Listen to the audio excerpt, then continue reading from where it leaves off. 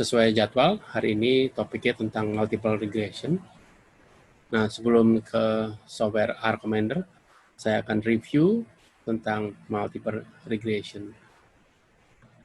Jadi yang namanya multiple regression ini itu suatu model persamaan seperti ini, di mana Y-nya, Y ini disebutnya variable dependent. Jadi ada satu variable dependent YI, dan ada sejumlah variabel independent, yaitu X1, X2, sampai XK. Kemudian ada random error, ini bacanya epsilon, seperti angka 3 terbalik, ini epsilon I. Jadi setiap baris data akan mempunyai error sendiri. Nah, kemudian di sini ada beta 0, ini adalah disebutnya y-intercept. Intercept artinya titik potong. Jadi y-intercept artinya titik potong terhadap sumbu y atau sumbu y ini. Nah, di model ini yang diketahui datanya adalah y, x1, x2, dan seterusnya. Jadi y dan x-nya itu ada angkanya, datanya. Dan kita akan mencari koefisien regresinya, yaitu kita akan menghitung beta 0, beta 1, beta 2, dan seterusnya. Itu yang akan dihitung. Nah, ini model multiple regression kalau hanya ada dua variabel independen, yaitu X1 dan X2. Nah, betanya ini biasanya disebut slope atau gradient. Jadi kalau beta 1 X1 berarti dia slope atau gradient terhadap sumbu X1. Kalau beta 2 X2 berarti beta 2-nya slope terhadap sumbu X2, dan seterusnya. Dalam perhitungannya nanti, jadi kalau kita mengestimasi atau menghitung koefisien regresi, itu notasinya jadi berubah seperti ini. Jadi tadinya Y, nah kalau kita estimasi itu jadinya Y topi, yang beta 0 jadi B0, yang beta 1 jadi B1, yang beta 2 jadi B2, dan seterusnya. Nah, di sini tidak ada errornya, karena kita tidak mengestimasi error. Untuk multiple regression dengan dua variabel independen, itu gambarnya seperti ini. Jadi seperti selembar kertas yang terapung di udara. Selembar kertas ini atau bidang ini akan memotong di sumbu X1, dan sudut yang dibentuk itu namanya slope-nya atau gradient. Demikian juga yang sumbu X2 ini, yang di sini, ini bidang datarnya ini akan memotong di sumbu X2, dan sudut yang dibentuk itu disebutnya gradient atau slope. Dan untuk multiple regression ini yang bisa digambar tuh hanya yang dua variabel, seperti ini. Jadi kalau variabel X-nya ada 3, kita nggak tahu gambarnya seperti apa. Tetapi kalau lebih dari 2, itu bidangnya disebutnya hyperplane, meskipun kita tidak tahu bentuknya seperti apa. Jadi yang bisa digambar hanya yang dua variabel independen ini. Nah, ini asumsi dalam regresi. Errornya ini epsilon I-nya itu ini NID singkatan dari normally and independently distributed. Jadi NID ini epsilon I-nya ini itu distribusinya normal dan independen. Dengan min-nya 0, epsilon I ini errornya itu distribusinya sama semua, yaitu distribusi normal, min-nya 0, dan variannya konstan sebesar sigma kuadrat epsilon.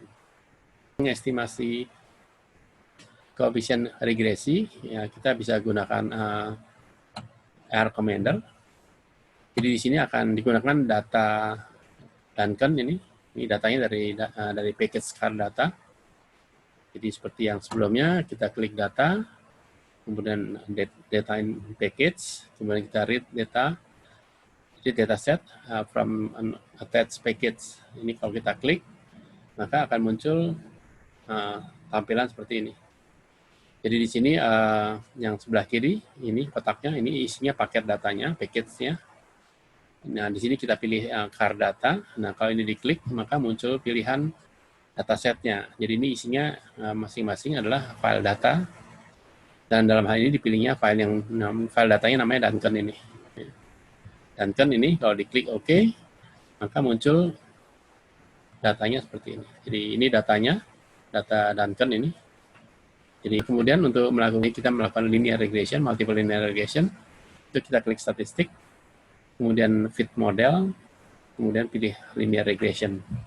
Nah, ini model regresinya akan dibuat, yaitu yang variable dependent-nya, Y-nya itu prestige, kemudian variable X1-nya education, dan X2-nya income. Nah, di dalam R Commander itu bentuknya seperti ini. Jadi di kotak yang sebelah kiri ini respon variable atau dependent variable. Dan di sini tulisnya pick one, jadi hanya boleh satu. Dan kemudian yang kotak sebelah kanan ini disebutnya explanatory variable atau variable independent. Ini di dalam kurungnya pick one or more, berarti ya boleh lebih dari satu ya. Jadi X memang boleh lebih dari satu.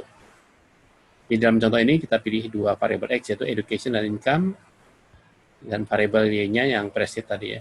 Nah, ini kalau kita klik OK, outputnya regresinya prestige sebagai variable Y, kemudian X1-nya education, X2 income.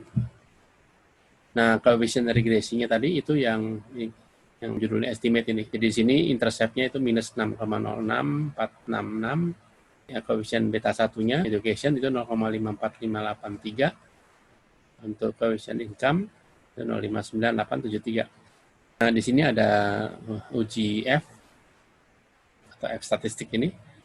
Ini nilainya 101,2 dan p-value-nya kecil, ini 2,2 kali 10 pangkat 16 ya. Jadi ini saya tulis di sini.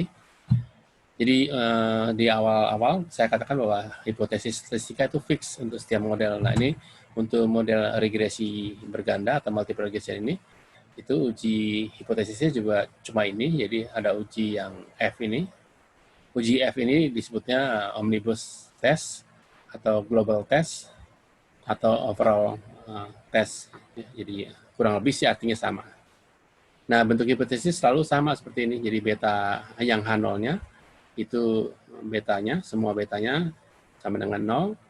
Di dalam contoh ini ada dua beta, beta education dan beta income sama dengan 0. Nah, H1-nya itu selalu dalam bentuk kalimat ditulisnya tidak semua beta bernilai 0. Artinya apa? Bisa saja beta education-nya 0, beta income tidak 0. Atau dua-duanya tidak 0. Maka ditulisnya tidak semua. Dalam hal ini, p-value-nya kecil, 2,2 kali 10 pangkat 16. Ini jauh lebih kecil dibandingkan nilai alpha 0,05. Sehingga H0 ditolak. Jadi kalau H0 ditolak, itu artinya tidak semua betanya bernilai 0. Nah, untuk mengetahui beta mana yang tidak bernilai 0, itu dilakukan uji T atau t-test ini untuk individual variable. Jadi yang diuji masing-masing variable itu education dan income. Nah, ujinya namanya uji T atau t-test ini. Jadi yang pertama ini yang education. Jadi penulisan hipotesis selalu seperti ini. Beta education 0, beta education H1-nya beta education tidak sama dengan 0. Nah, di sini dapatnya p-value-nya kecil ya, 0,00 ini satu. Nah, jadi nilai ini jauh lebih kecil dibandingkan alpha 0,05, artinya koefisien beta education ini signifikan atau nyata atau ada nilainya. Demikian juga yang beta income ini, perhatikan hipotesis sama ya, yang ini education sama dengan 0, yang ini income sama dengan 0, income, kemudian H1-nya beta income tidak sama dengan 0. Di sini juga sama, p-value-nya kecil, lebih kecil dari alpha, sehingga H0-nya ditolak. Ini artinya koefisien beta income signifikan atau nyata. Nah, di output regresi juga ada nilai R kuadrat, ini yang disebut multiple R square. Ini adalah ukuran goodness of fit, atau bahasa Indonesia uji kebaikan sesuai, artinya seberapa sesuai atau seberapa fit model regresi yang didapat. Nah, nilai R kuadrat ini berkisar antara 0 sampai 1. Makin mendekati 1 berarti modelnya makin fit atau makin cocok. Maksudnya model regresinya makin fit atau makin cocok. Maksudnya kita akan menggunakan linear model, kita akan berganti data, presets ini. Package-nya masih sama, car data. Jadi kita buka data in package, read data set from attached package. Nah, ini kalau kita klik, maka muncul seperti ini. Jadi ini package-nya car data, kemudian ini variable file datanya prestige kalau gitu. Nah, ini kalau diklik OK, muncul data seperti ini. Jadi kalau tadi pakai regression, sekarang pakai linear model. Bedanya apa? Jadi linear model ini itu dalamnya juga regression, tapi yang di regression modelnya dia lebih umum. Jadi kalau tadi syarat regression tuh X-nya, Y-nya semuanya variable continue. Di sini X-nya bisa tidak continue.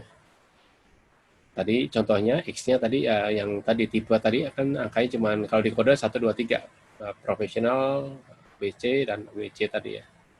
Jadi ada variabel X-nya, di mana X-nya nilainya cuma nominal 1, 2, 3.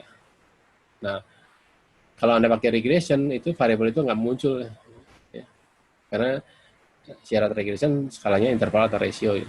Nah, untuk supaya dia muncul variabelnya, maka digunakan linear model. Dia proses perhitungannya sama dengan regresi, cuman di dalam R ini, kalau linear model, dia otomatis menciptakan variabel dummy. Nah, variabel dummy atau variabel indikator itu nilainya 0 atau 1 gitu. Jadi kalau 1 dia ada, 0 nggak ada gitu. Datanya ada variabel yang tidak continue ini, tipenya atau type ini ada 3, isinya profesional, BC sama WC. Jadi dia nggak continue, intinya cuma tiga kategori. Ini nggak bisa digunakan pakai regression karena syarat regression adalah harus variabel continue. Ya. Meskipun dalam proses perhitungannya dia tetap regression, cuma dalam R ini kalau kita pakai linear model, variabel yang type ini dia diubah menjadi dummy. Otomatis ya, kita nggak usah mikirin, tapi dia akan diubah jadi 0,1. Nah, syarat dummy tadi, kalau ada 3 level ini, nah dummy-nya berarti perlu 3 kurang 1, jadi ada 2. Jadi oleh si linear model ini akan dibuat variabel dummy, banyaknya ada 2. Dapatnya 2 dari mana? Dari level ini ada 3 level, prof, BC, dan WC, dikurang 1 jadi 2. Itu otomatis ya. Jadi ini saya pilihnya linear model. Kalau begitu pilih linear model, ini tampilannya beda dengan regression tadi ya.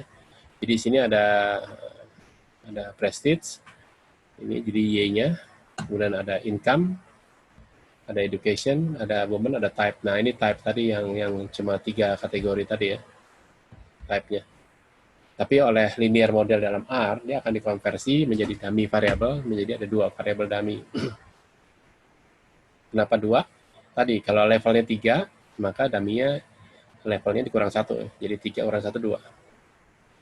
Ditulisnya seperti ini, jadi ini prestige, ini Y-nya, ada tanda tilde yang seperti huruf S terbalik tidur ini. Kemudian ada income, jadi ini namanya tilde.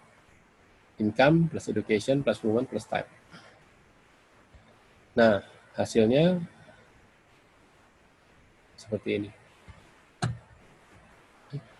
Jadi secara otomatis nih type-nya itu dikonversi menjadi dummy variable.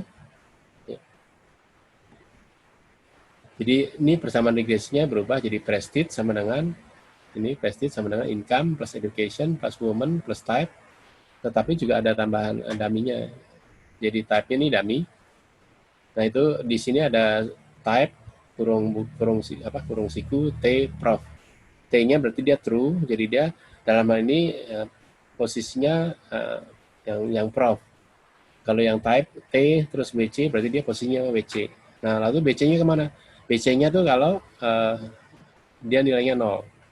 Ya, dummy kan nilainya 0,1. Jadi kalau 1 yang pertama, dummy pertama, berarti dia yang prof. Kalau 1 dummy yang kedua itu WC. Kalau bukan 1, 2 ini dia 0, itu yang BC yang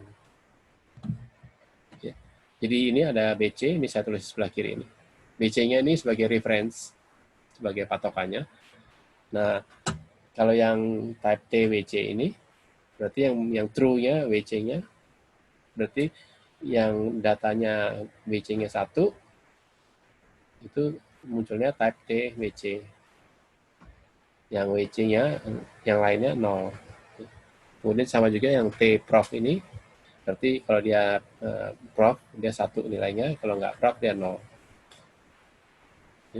Ini otomatis terjadi di dalam R-nya, jadi kita nggak perlu repot bikin dummy variable sendiri.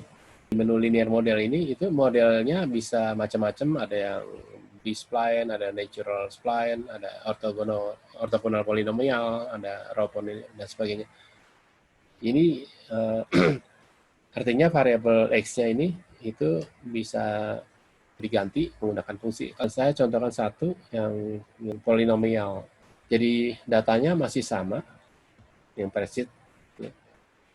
Tetapi saya ingin buat persamaan regresinya, dia prestige sebagai Y-nya, kemudian education dan income, dan woman. Cuman woman-nya saya tambahkan ada woman kuadrat. Jadi bentuknya di sini menunya sama seperti tadi. Jadi cuma bedanya digunakan fungsi yang ada di sini. Dalam hal ini digunakan fungsi yang row polinomial. Ini kalau Anda klik, dia muncul seperti di bawah ini ada tulisan poly.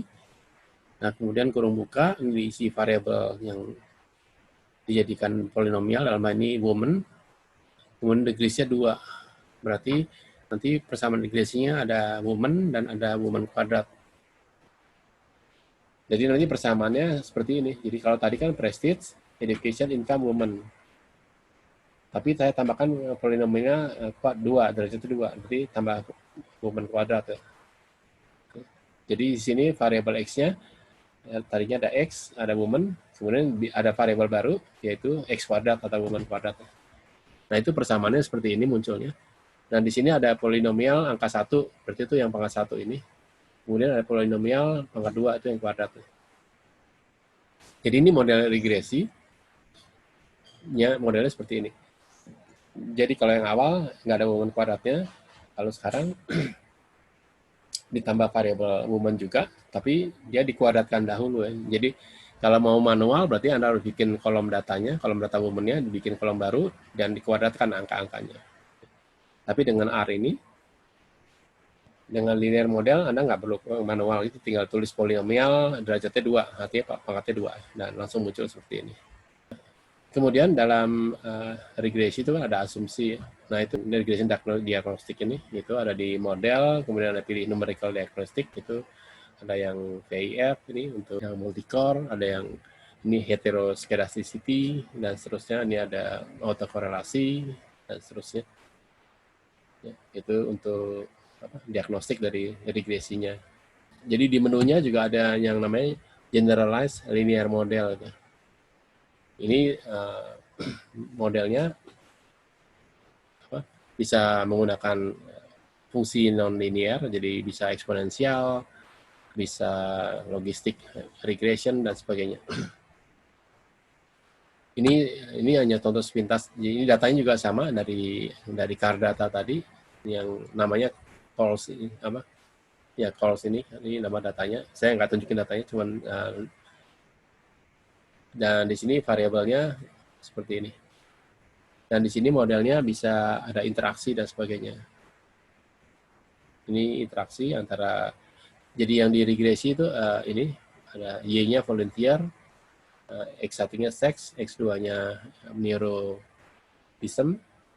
Nah, neurotismnya ini ada interaksi dengan extraversion ini dikali.